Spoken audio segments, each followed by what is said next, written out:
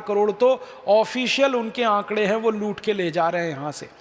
Pfizer है, ग्लेक्सको है, Eli Lilly है, स्मिथ लाइन बीचम है, मैंने आपको बताया सीवग आएगी है, संडोज है, वुरोज वेलकम है, ऐसी 50 एक कंपनियां हैं। इनको आप भी अच्छे से जानते हैं क्योंकि आप प्रतिदिन चिकित्सा क्षेत्र में इन कंपनियों का नाम सुनते हैं। मेरी आपसे सिर्फ विनम्र प्रार्थना है कि इन कंपनियों ने सरकार को तो खरीद लिया, नेताओं को तो खरीद लिया, और हमारे विधायकों को, सांसदों को भी खरीद लिया और उनकी मनमर्जी का कानून पास करा लिया संसद में, और भारत की कोई विधानसभा इस कानून का विरोध ना करे इसके लिए विधानसभाओं से पहले अनुमति उन्होंने ले ली। तो ये सब काम उन्होंने करके खेल अपना खेल लिया। लेकिन मेरा कहना है कि आप चिकित्सक बंधु अगर इकट्ठे हो जाएं और एक संकल्प ले लें तो इन सारे विदेशी कंपनियों ने ये जो खेल खेला है इसको आप उलट सकते हैं और इनके षड्यंत्र को नाकाम कर सकते हैं। बस आपको एक ही चीज़ का प्रयोग करना है, बहिष्कार, बहिष्कार और बहिष्कार।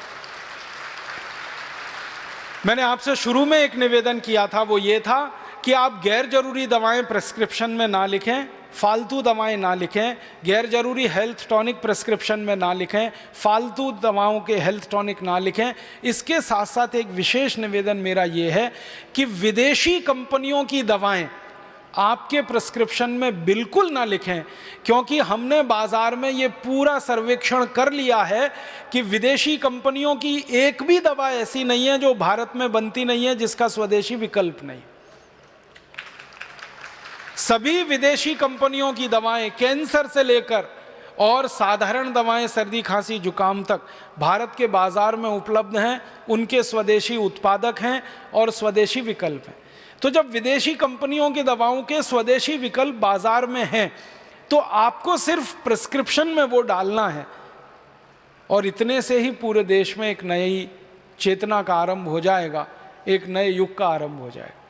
तो आप सभी चिकित्सक बंधुओं से, बहनों से मेरी यही विनती है कि जब प्रिस्क्रिप्शन लिखें तो ध्यान रखें फाइजर कंपनी की कोई दवा आपके प्रिस्क्रिप्शन में ना आए, ग्लेक्सको की कोई दवा ना आए, स्मिथ लाइन बीचम की ना आए, वुरोज वेलकम की ना आए, संडोज की ना आए, जितनी बड़ी बड़ी विदेशी कंपनियां, एली लिली की ना आए। कि एली लिली आई है अमेरिका से और उनके पास जो पूंजी का आधार है वो रैनबैक्सी से हजारों गुना बड़ा है। एली लिली चाहे तो हिंदुस्तान की 20 बड़ी कंपनियों को खरीद सकती है क्योंकि उनका पूंजी आधार बहुत बड़ा है। और वो पूंजी आधार बड़े होने का कारण क्या है? वो लोग बहुत अमीर हैं ऐसा नहीं है, उनके पूंजी आधार के बड़े होने का एकमात्र कारण है अपना दुर्भाग्य। और वो दुर्भाग्य ये है कि जब एली लिली भारत में $1 लेके आती है तो वो भारत में 50 रुपए हो जाता है। ये दुर्भाग्य है हमारा। कभी हम जब आज़ाद हुए थे 1947 में तो लगभग डॉलर और रुपया बराबर था, लेकिन आज़ादी के 63 सालों में रुपए का मूल्यन इतना हुआ है कि अब 50 रुपया $1 के बराबर है। तो एली लिली जब $1 का इन्वेस्टमेंट भारत में करती है तो सीधे 50 रुपये में वो बदल जाता है। और हमारे देश की किसी रैनबैक्सी के लिए वो $1 नहीं हो पाता है, वो 50 रुपये में डॉलर आता है। तो आप जरा इसका अंदाजा लगाइए कि एली लिली अपनी एक इकाई के खर्चे से भारत की किसी कंपनी की 50 इकाई खरीद सकती है, 50 यूनिट्स। सिर्फ एक यूनिट खर्च करके वो 50 यूनिट्स, 50 इकाई खरीद सकते हैं। ये उनके पूंजी के आधार के बड़े होने का कारण।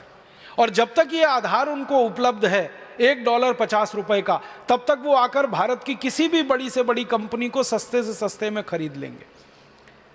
अब आप चाहें तो भारत को इस बुरी अर्थव्यवस्था से बाहर निकाल सकते हैं, क्योंकि ये विदेशी कंपनियां तो लूट लूट के ले ही जाने वाली हैं। मैंने आपको बताया कि जब वो आई थी तो 2-4 लाख रुपए का इन्वेस्टमेंट और पहले ही साल में इतना गुना कमा के ले गई। अब तो और ज़्यादा लूट उनकी बढ़ गई है। अगर इनकी संख्या बढ़ती जाएगी और इनका मुनाफा बढ़ता जाएगा और इनका बाजार पर एकाधिकार बढ़ता जाएगा तो भारत के लिए तो अर्थव्यवस्था के स्तर पर खतरनाक है, मरीजों के लिए और भी ज़्यादा खतरनाक है। तो आप इसमें एक बड़ी मदद करिए। देश को इस समय आपकी बहुत ज़रूरत है। आपकी संवेदनशीलता, आपकी होशियारी, आपकी बुद्धिमत्ता देश के एक बड़े अर्थव्यवस्था के हिस्से को बचाने में काम आए, ये और भी बड़ी बात होगी।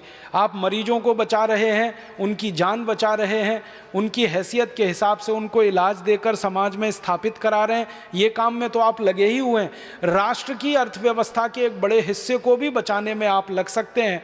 मतलब मैं सीधा कह रहा हूँ, हर साल ये विदेशी कंपनियां दवा के क्षेत्र से जो लूट कर ले जा रही हैं, वो पैसे को आप बचा सकते हैं और वो पैसे का गुणात्मक रूप से देश के विकास में उपयोग करा सकते हैं। 35,000 करोड़ रुपए सालाना अगर आप इस देश को बचत के रूप में दे सकें तो ये बहुत बड़ी रकम है इस देश के लिए। कई राज्यों का बजट बन सकता है 35,000 करोड़ रुपए से। आप उसमें बड़ी भूमिका निभा दीजिए और वो भूमिका सिर्फ इतनी सी है कि आपके क्लिनिक में, आपके ऑफिस में ये चुनी हुई 50 जो विदेशी कंपनियां हैं, इनके नाम लिस्ट करके रख लीजिए और आप उनको ध्यान दीजिए कि जब भी प्रिस्क्रिप्शन पर आपका पेन चले तो ऐसी किसी मल्टीनेशनल का, किसी विदेशी कंपनी की दवा का नाम आप ना लिखें, उसके विकल्प में देशी, स्वदेशी, भारतीय दवाओं का नाम लिखें। आप बोलेंगे सारे विकल्प उपलब्ध हैं। हाँ, सारे विकल्प उपलब्ध हैं, एक भी विकल्प में कहीं कमी नहीं है। हाँ, ये जरूर हो सकता है कि आप और हम मिलकर एक सूची बनाएं। मेरे पास ये 50 कंपनियों के नाम हैं, आप जब चाहेंगे आपको ये भेजे जा सकते हैं। इनके बाज़ार में क्या क्या प्रोडक्ट हैं, किस किस ब्रांड नेम से ये दवाएं बेच रही हैं, वो भी आपको उपलब्ध कराया जा सकता है। और उनके विकल्प में उतने ही अच्छे भारत की स्वदेशी दवाओं के जो ब्रांड नेम हैं वो भी आपको उपलब्ध कराए जा सकते हैं। ये पूरी सूची बनाकर आपको भेजी जा सकती है। आपको सिर्फ उस पर आचरण करना है, अमल करना है और इस देश के लिए एक आदर्श प्रस्तुत करना है।